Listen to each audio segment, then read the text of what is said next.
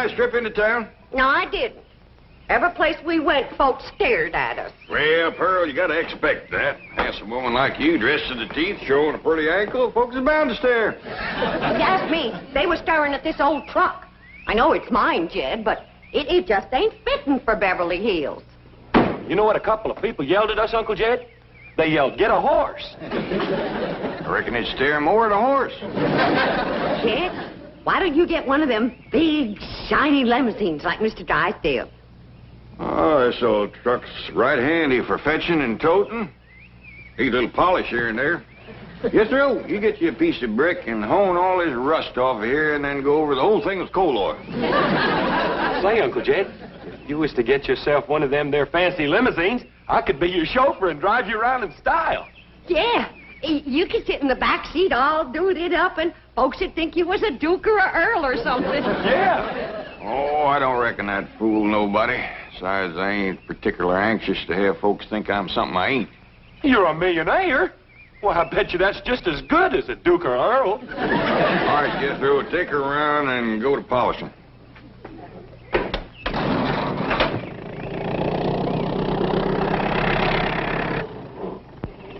You know, Jed, Mr. Drysdale could help you get into high society, and you could join one of those fancy clubs and go to stylish parties and get my picture in the paper. I mean, get your picture in the paper. Well, I don't hanker for high society, Pearl, but if you do, I'll speak to Mr. Drysdale. You tell me that when it comes to society, his wife is one of the first hogs to the trough. It ain't for me, Jed, but it sure would be nice for Ellie Mae. Why, she could be a debutante and have a coming-out party and... What's that? Yeah, it's a party where unmarried society girls meet unmarried society fellas. Why, Ellie Mae and me could get Ellie Mae could get a husband in no time. Jed, you got my butter churn patched up. Well, I ain't got it quite finished yet, Granny. Jed, do you have to do your chores out here in front where everyone can see you? Well, no, Pearl, but the light's better here, and these iron chairs here make good workbenches. But what'll the neighbors think with all this stuff out here? Pearl's right, Jed. It does look like we're showing off. Showing off? Oh, I bet there's not another family in Beverly Hills has a butter churn like that. Paul, you got Granny's spin wheel fit? She's going to show me how to make Lindsay onesie thread. Oh, how am I ever going to get this family in high society? What's that, Aunt Pearl? Well, society is where a bunch of high-class folks do a bunch of high-class things. Like what? Well, like drinking tea and playing bridge and having parties and getting dressed up and going to the Opry and getting wrote up in the paper. I give up. You can't make silk purses out of sow's ears. If Pearl's so dad blame anxious to drink some tea, I could make her any kind she wants. Some red clover, some slippery elm, or some sassafras. I don't reckon it's the tea so much as who she's drinking it with, Granny. Pearl would like to get in with them society women like Miss Drysdale. Yeah. Pearl always was one to want better than what she could afford. That's Pearl. Too poor to paint and too proud to whitewash.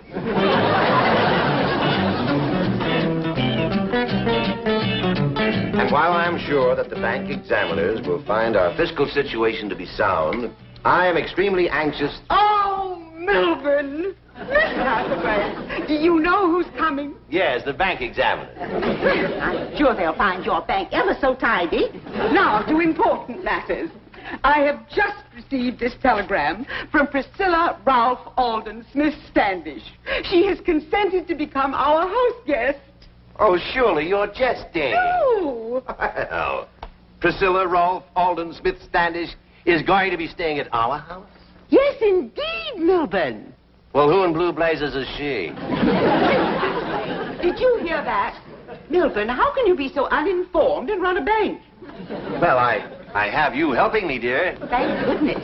Mrs. Smith Standish is only the president of the Women's Federation for the Preservation and Perpetuation of the FFT of A. First family traditions of America. Well, bully for the FFT of A. But I'm expecting the SBE of C. State Bank Examiners of California. Thank you. Oh, wait, Milburn. Do I have your permission to put everything in readiness for the arrival of Mrs. Smith Standish? Oh, you have indeed. Good. I'll have the Clampetts moved out immediately. Fine. What? Margaret, come back here. Now, what were you saying about the Clampetts? I intend to rid our neighborhood of those uncouth, unsightly hillbillies before the arrival of our prestigious house guest. You do, and the president of the FFT of A will be staying at the YWCA with you. When are you going to get it through your head that Jed Clampett's money is one of the pillars of this bank? Mrs. Drysdale, if you'd only take the time to get to know the Clampetts, I'm sure you'd agree that they're basically very fine people. Surely you're not suggesting that I mingle with them socially, introduce my friends to them. No, don't do that. They'll move away for sure. It's obvious that I'll get no understanding or cooperation here. I should have listened to Mother. She warned me against marrying a common bank president.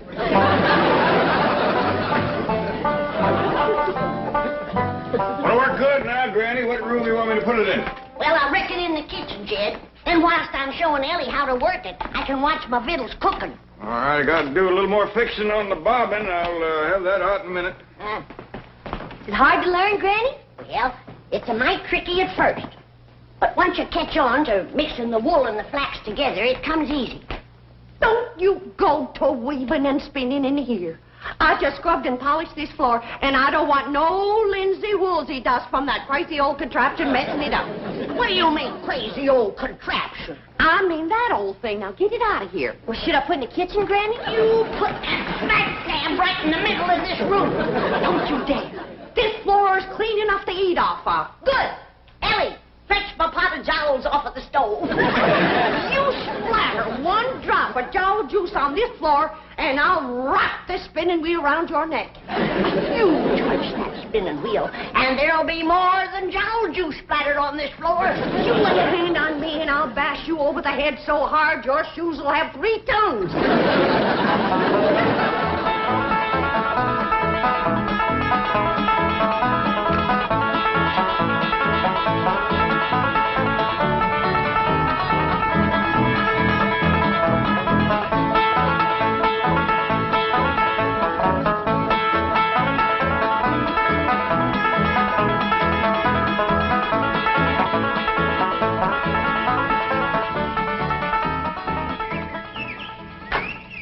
Drive on out to the airport and pick up Mrs. Smith Standish. I have some slum clearance work to perform. Well,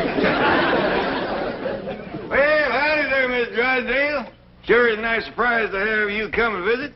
Pearl and me was just talking about you this morning. Pearl's got a hankering to get into society, and I says, well, I hear tell when it comes to society, Miss Drysdale is one of the first hogs to the trough. Say, you're looking mighty green around the gills. Come on inside and have a mess of Granny's jowls and sorghum. That'll put you to feeling bushy-tailed. I'm expecting very important company. Priscilla Rolfe Alden Smith Standish. Well, bring them along. We got plenty for the whole bunch.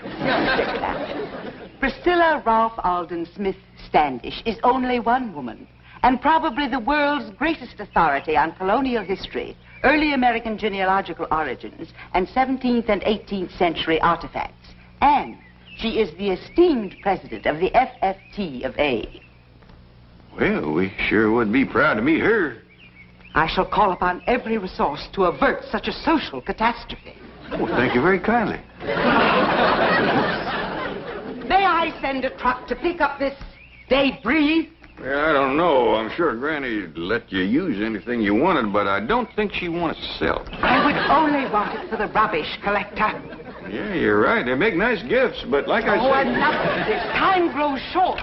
You are a disgrace to Beverly Hills. You and this pile of junk. Why don't you go back to the woods and live in a cave where you belong? Bravo! My sentiments precisely. You are indeed a disgrace. And the sooner you leave this lovely community, the better. Just a doggone minute, Fatso. You be careful what you say to our Granny. Give us a Now, Dorothy. No. How dare her to say them things about sweet little Granny? Pearl, I hope you ain't in no hurry to get into high society. I just don't think that Miss Drysdale is gonna be too quick about giving you a leg up.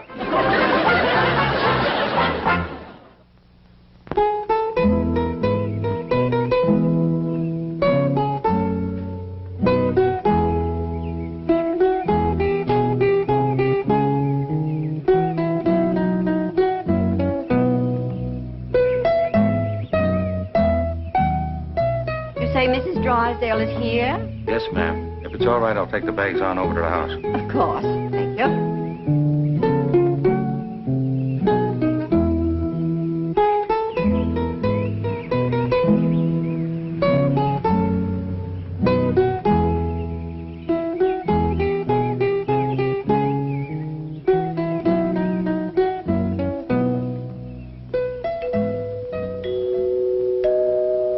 There goes that dad-blasted music again.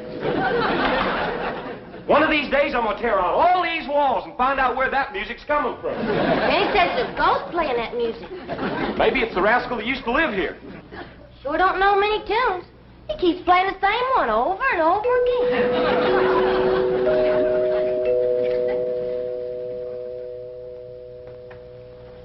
Jethro, why don't you ask your teacher over to Pot's school about that music? I'll do it, Uncle Jed. But one thing I know for sure. Somebody's gonna come to that door. They always do when you hear that music. See? Sure had it pegged right. By the way, your mom wants you in the kitchen. Howdy, ma'am. Tell me, is this your loom out here? No, ma'am. That belongs to Granny. May I speak to her, please? You sure can. Come on in. I have reason to believe. Ah, what have we here? Well, that there's my daughter, Ellie Mae. Spinning wheel. Where did you get it? It's Granny's. She says it's been in her family a couple 100 years or better. I've got to meet Granny immediately. Oh, forgive me. I'm Mrs. Smith Standish. Well, howdy, ma'am. I'm Jed Clampett, and like I say, this here is my daughter, Ellie Mae. How do you do? Howdy. Granny's out in the kitchen churning butter. Why don't you run fetch her, Ellie Mae? Oh, no, please. Churning butter? You mean by hand? Oh, no, ma'am, with a churn. That's another thing that's been in her family a powerful long time. Take me to her, will you, please? I'd be pleasured, ma'am. Ain't no use, Granny. You can't get a polish on this pewter junk. The best you can, Pearl. How can a body set a decent table with this kind of stuff? Why, if we was to have company, we'd all be disgraced. How enchanting. A vignette from the past. Oh, don't move. What a picture. The homespun dress, the colonial dust cap, the churn, the pewter, the old coffee mill. Oh, it's a tableau from another century. Who do you reckon she is, Pearl? Dogged if I know. May I get some pictures? What kind of pictures? Still pictures. She's a dad-blame revenuer. We got her trapped. Well, now, hold on, Granny. Whoa, wait. Hey, you let her take your gun. Now we'll have to rush her bare-handed. I don't figure this lady is no revenuer. She's just powerful took with old thing. How long have you had this rifle? Well, my pa gave it to me. His pa gave it to him. I reckon his pa done the same. Marvelous. And the churn. How long have you had this? Granny, ain't that the churn that saved your great-great-granny from the Injuns? It sure is. Oh, tell me about it, would you?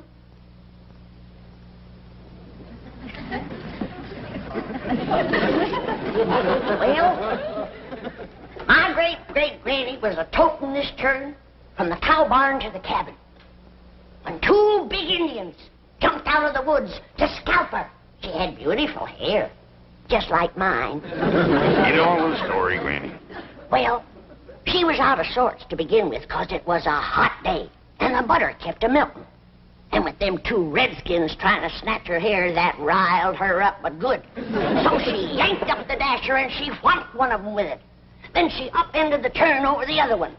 That old Indian ran out into the woods, all covered with hot, melted butter. He hadn't gone 50 feet when a great big old bar came out of the woods, grabbed that old rascal, and licked him to death. What a wonderful story. From then on, every day that old bar would come around looking for Granny to send him another hot-buttered Indian.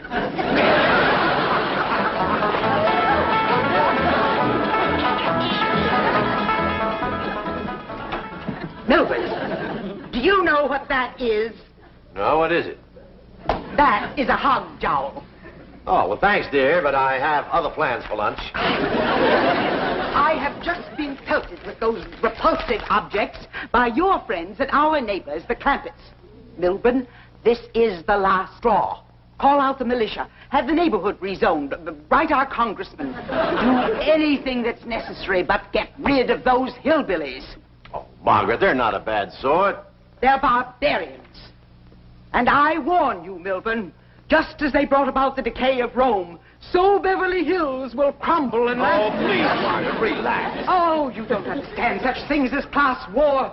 You're of common birth. But we of the aristocracy have always had to fear the hostility of peasants. I tell you, Milburn, those Clampetts are dangerous.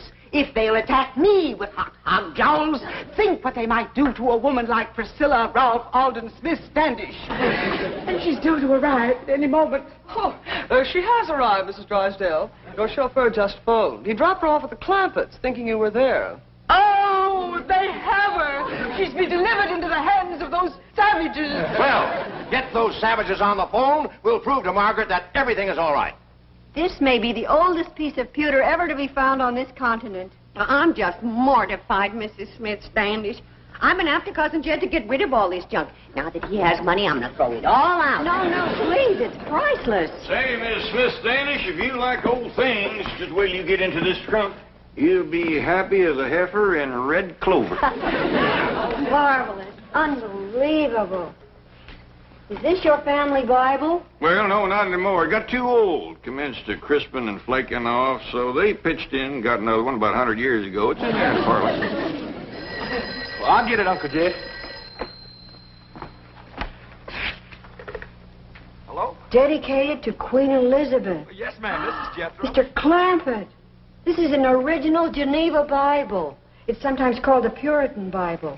400 years old. Oh, why, yes, ma'am, Miss Hathaway. She's right here. You want on the phone, ma'am? Not now. Tell him I'm all tied up. Hello? Oh, she can't talk right now. She's all tied up in Uncle Jed's trunk. Hello? Hello?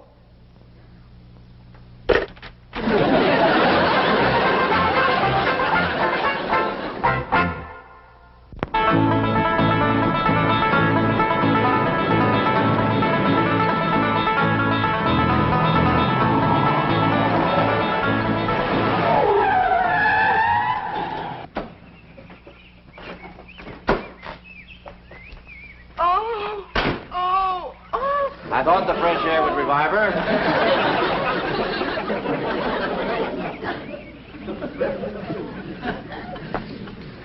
Oh, Milburn, what if they've strangled my president? Or she's suffocated in that trunk? Mrs. Drysdale, I am certain the Clampetts would not do violent harm to Mrs. Smith Standish. Jethro has a way of confusing the facts. I can't tell you how thrilled I am to participate in this historical recreation. No, honey, this is what you call spinning. You gotta hold your thread tight. I will. Untie this woman. Madam President, what have they done to you? Milburn, call the police. I want these ruffians seized and hanged immediately. What are you doing? Rescuing you from the grimy clutches of these peasants. Peasants. My dear Mrs. Drysdale, it may interest you to know that I have established almost beyond a doubt that Mr. Clampett here is a direct descendant of the first man to come ashore at Jamestown, Virginia, May 13th, 1607. What? You mean? I mean that when your family and my family arrived on the Mayflower, his family was waiting for them.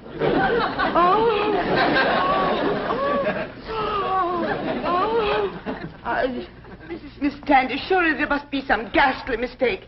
Perhaps you're in a state of shock from the way these people have mistreated you. I've never been more hospitably treated in my life. I've dined on hog jowls, sorghum, homemade bread, fresh churned butter, served on pottery that might have been unearthed at Williamsburg. And I've eaten this delicious food with ancient pewter implements that would grace any museum. That reminds me, I better go wash them dishes. Oh, Granny, you know, I'm sure that Mrs. Drysdale would consider it an honor and a pleasure if you would permit her to wash these historic dishes. What? Oh, we would indeed consider it an honor, wouldn't you, Margaret? Whatever Madam President says, of course. Well, I better come along and see if I got enough lye soap. Lye soap. How ghastly. Make it myself. You make your own lye soap? Got to.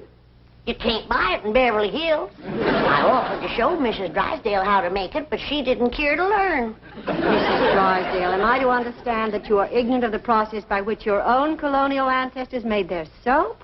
Well, Madam President, Oh, your education has been shamefully neglected.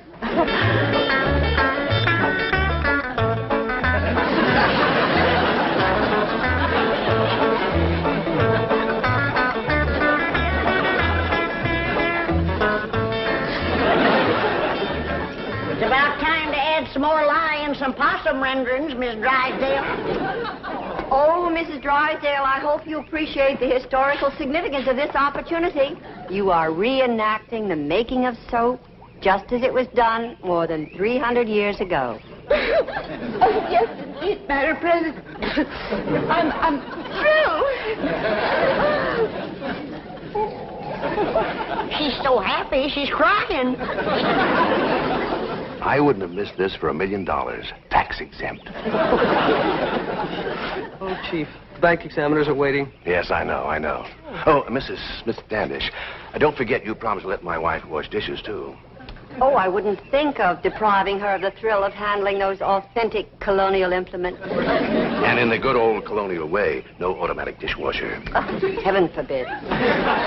Mrs. Smith Standish, I have known you only a few brief minutes, but already you are one of my favorite people.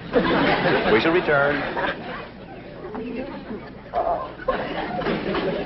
I've lost my coiffure, my mascara, and my manicure. Oh, best forget about them, honey.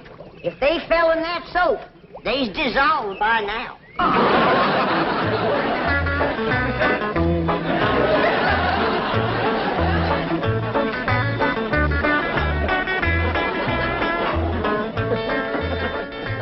How you doing, Miss Drysdale? I can scare you up a few more things to wash if it pleasures you. Oh, no, please. Look what this lye soap has done to my head. Yeah, they is nice and pink and rosy, ain't they? Raw. I don't blame you for cheering. I thought you left. I couldn't tear myself away from the picture of my wife washing dishes. She's taken to it like a cold hog to warm mud.